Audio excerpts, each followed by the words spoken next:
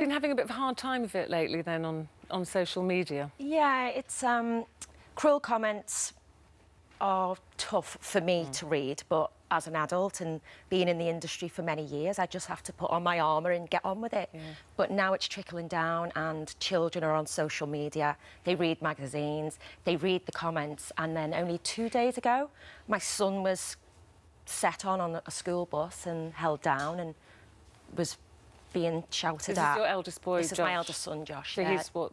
13. 13 now. He was so upset, and not because of the comments, because, funnily enough, he makes me strong. He's the one that said to me, Mum, why does it bother you? Because we love you and we know you. Does it bother you because it's bothering them now? Absolutely, and also, I refuse to let that tag define me, because I have been successful in my own right since I was 16. I've worked hard, I've put food on the table and supported all my children. I don't have handouts, I don't have benefits because I earn good money. And I actually do the best that I possibly can for my children. So it really makes me angry that people get so upset that I've had 4 children. Well, yeah, I have. And what would my life be without them? It would be absolutely rubbish. They enrich my life all the time. They all make me so proud. And what about Natasha, the fathers of your children? Do they know you're going through this? Do they care? Do they help you, support you? Do they talk to the kids about it?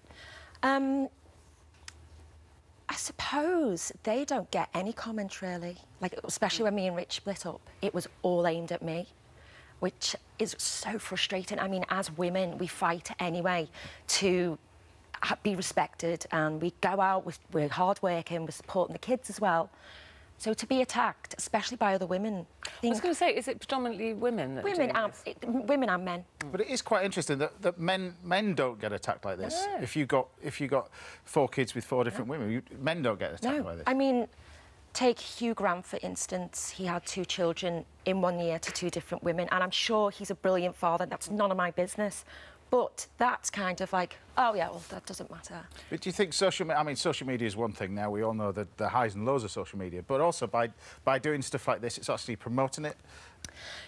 I've kept my thoughts and feelings to myself for such a long time because I am quite a private person, but when it's affecting my children, I feel like I have to defend them and stand up for myself and them and say, people, please be very conscious that when you put damning remarks on social media, it's not just like words on a screen.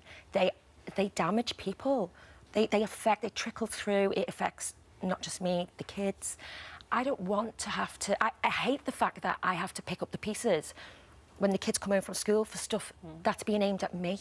Do you worry that doing something like this today, or you do the magazines, that it could make it worse? Do you ever just want to retreat from that public life? Say, I'm not going to do the magazines, I'm not going to go on TV and talk. I mean, do your job, but that it could have the reverse effect that you want it to have. I mean, whenever I'm at work, I am working. It's people or magazines or whatnot that write my life history. It's like, well, yeah, that is my history, and I'm very aware of it. The children all know. Some might say you could have a thicker skin. You know, if you're in this business, people will write about you, and it's rarely I've got skin like a rhino. But it is very difficult when you talk about your relationships in the past as well. I've seen it in printed media. It's come from you as well. It's difficult to know where to hide. Where do you draw the line? Where do you... Because you've let them in. Yeah. You know, it's already out there. It's a very difficult thing to find somewhere to hide, isn't it? I mean, everyone's entitled to their comments at the end of the day, but I think just be mindful. Derogatory terms are not nice, not funny, and it does impact on not just me, but the children. I think it's when, I can tell with you, when it's the children, absolutely, then your kind of lioness comes out, and you want to protect them from it. I think sometimes, do you think people sometimes, they kind of join in things, and maybe they don't always mean to be as cruel, and then it's good to hear from you to say, you know, think about that comment that's going to filter down to my 13-year-old son is going to be on a bus, and the kids are going to say something to him when you might not mean it. At the time, you think you're having a bit of fun. You've got to educate the children. My children are very wise because they have lived with their mum being in the limelight, and they've learned that the world is a cruel place. But they are great kids for it because they don't judge. They're not mean. They don't tease or torment other kids because they know firsthand what it feels like to be on the receiving end of that.